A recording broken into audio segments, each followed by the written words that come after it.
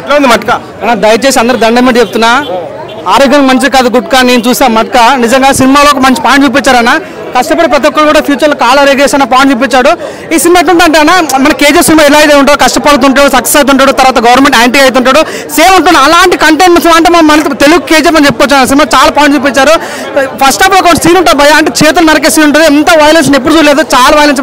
ఈ సినిమా పేరు మట్కా అనకన్నా గద్దకొండ గణేష్ షో అంటే చాలా బాగుంది. అంత వైలెంట్ సినిమా చాలా బాగుంది.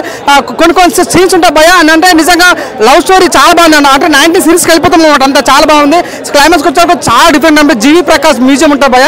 మన సినిమాలో ఎంట్రీ కాగానే ఇంత మంచి మ్యూజిక్ అన్న ఆ ఫీలింగ్ అంతా బీజం అయితే చాలా బాగా అనిపించింది. నిజంగా నాకు ఎంత అన్నం ఇస్తాం కరీ. ఈ సినిమా చాలా అందంగా ఉంది. మీనాక్షి చౌదరి చాలా బాగుంది, నాకు చాలా బాగా నచ్చింది. ఫస్ట్ హాఫ్ ఎలా ఉంది, సెకండ్ హాఫ్ ఎలా ఉంది? ఫస్ట్ హాఫ్ వచ్చాకంటే తను కష్టపోతున్నాడు, ఏ విధంగా కష్టపడ్డాడు, ఏ విధంగా సక్సెస్ పాయింట్. సెకండ్ హాఫ్ వచ్చా గవర్నమెంట్కి ఎట్లా యాంటీ అయిన అనేది పాయింట్ అన్నమాట. చాలా బాగుంది. మట్కా దయచేసి మట్కా చూసి చాలా మంది సినిమా ద్వారా మీకు లాగ్ అనిపించలేదా? అంటే చూడండి ప్రతి ఒక్క సీన్ కూడా చాలా డిఫరెంట్ జోన్ తీసుకొచ్చాను. అంటే అన్వాంటెడ్ సినిమా కూడా మెయిన్ ప్లస్ అంటే అన్వాంటెడ్ సీన్స్ కట్ చేశారు. అది సినిమా చాలా పెద్ద బూస్టింగ్ అయింది. మెయిన్ జీవి ప్రకాష్ బీజే కానీ అన్న పర్ఫార్మెన్స్ గెటప్స్ ఉంటాయి భయ్య. ఒక దాంట్లో కూల్ లాగా ఉంటాడు, ఒక దాంట్లో గ్యాంగ్స్టర్ లాగా ఉంటాడు. మొత్తం ఓవరాల్ చాలా డిఫరెంట్ స్టోరీ అనిపిస్తుంది. అమ్మాయిలు తింటారు పానీపూరి సినిమా ఉంది, మంచి స్టోరీ. దయచేసి సినిమా చూసి ఇంకా చేయాలని కోరుకుంటున్నాను. బాగుందన్న మట్కా మూవీ అయితే. వరుణ్ తేజ్కి మంచి కంబ్యాక్ వచ్చింది అనుకున్నా. క్యారెక్టర్ పరంగా అయితే మనకి గత సినిమాలో పోల్చుకుంటే గాంధీ విదర్ అర్జున కానీ వచ్చిన ఆపరేషన్ వ్యాలంటైన్ పోల్చుకుంటే అక్కడ చూపించని వరుణ్ తేజ్ క్యారెక్టరైజేషన్ ఈ సినిమాలో చాలా బాగా యాక్ట్ చేస్తారు. మనకి మూవీ స్కేల్ వచ్చేసి ఏంటంటే ఇల్లీగల్ బిజినెస్. సింపుల్ చెప్పాలంటే కేజీఎఫ్లో వేసి గోల్డ్ బిజినెస్తో ఎలాగా స్టార్టమ్ వచ్చిందో, అల్లు అర్జున్కి పుష్ప వల్ల గంధపు స్మగ్లింగ్ వల్ల ఏ విధంగా అయితే నార్త్లో సేమ్ మట్కా సినిమా కూడా వరుణ్ తేజ్కి ఆ టైప్ ఆఫ్ మూవీనే. స్టోరీ పరంగా చెప్తున్నా, స్క్రీన్ ప్లే కంప్లీట్ డిఫరెంట్ ఉంటుంది. అంటే ఒక గవర్నమెంట్ తెలియకుండా ఇల్లీగల్ బిజినెస్ చేయడం అనే కాన్సెప్ట్ తోటి చూసుకుంటే కనుక సేమ్ 3 మూవీ మెయిన్ కాన్సెప్ట్ ఒకటే.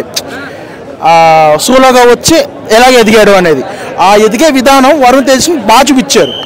అండ్ మనకు ఫస్ట్ హాఫ్ పరంగా చూసుకుంటే కనుక మనకి ఫస్ట్ హాఫ్లో వారు స్టెప్ బై స్టెప్ ఎదగడం కానీ, మీనాక్షి చౌదరి ఎంట్రీ కానీ, హీరోయిన్తో కొద్దిగా లవ్ ట్రాక్ కానీ ఎవ్రీథింగ్ అక్కడక్కడ బాగుంటుంది. ఓవరాల్ బాగుంటుంది. అక్కడక్కడ ల్యాగ్ అనిపిస్తుంది, లిటిల్ ల్యాగ్ అనిపిస్తుంది. ఇంటర్వెల్ తర్వాత సెకండ్ హాఫ్ మీద మంచి హై వస్తుందని ఎక్స్పెక్ట్ చేస్తాం. సో సెకండ్ హాఫ్ వచ్చేప్పటికీ బాగుంటుంది సెకండ్ హాఫ్ కూడా. బట్ మధ్యలో ఎక్కడ స్లో అవుతుంది సినిమా. ఏంటి ఇక్కడ స్లో అవుతుంది అనేసప్పటికి మళ్ళీ క్లైమాక్స్ దగ్గర వచ్చి హై అయితే ఇచ్చేస్తారు. ఓవరాల్గా చెప్పాలంటే మూవీ అయితే ఒక మంచి డైలాగ్స్ ఉంటుంది. డైలాగ్స్ చాలా బాగున్నాయి. ఎక్స్పీరియన్స్ కొన్ని డబ్బు మీద వచ్చే డైలాగులు, మనకి డబ్బు మీద లక్కీ భాస్కర్ చూసాం, డబ్బు మీద వచ్చే డైలాగులు ఈ లక్కీ భాస్కర్కి ఎంత ఇంపాక్ట్ వస్తుందో ఈ మట్కా కూడా అటువంటి ఇంపాక్టే ఉంటుంది సినిమాగా. అండ్ మీనాక్షి చౌదరి హీరోయిన్ కూడా సేమ్ లక్కీ భాస్కర్లో వైఫ్ వాడు ఇల్లీగల్ చేస్తాడు, వైఫ్ సపోర్ట్ ఉంటుంది. ఇందులో కూడా వైఫ్ సేమ్ అక్కడ కట్ చేసి పే చేసి అనిపించింది ఇక్కడ character Meenakshi Chaudhary. Cinema buzz లేదు, హైప్ లేదు అన్నారు కదా, మీకు చూసిన తర్వాత హైప్ వస్తుందా? నేను హైప్ వస్తుందని అనుకుంటున్నాను అన్న.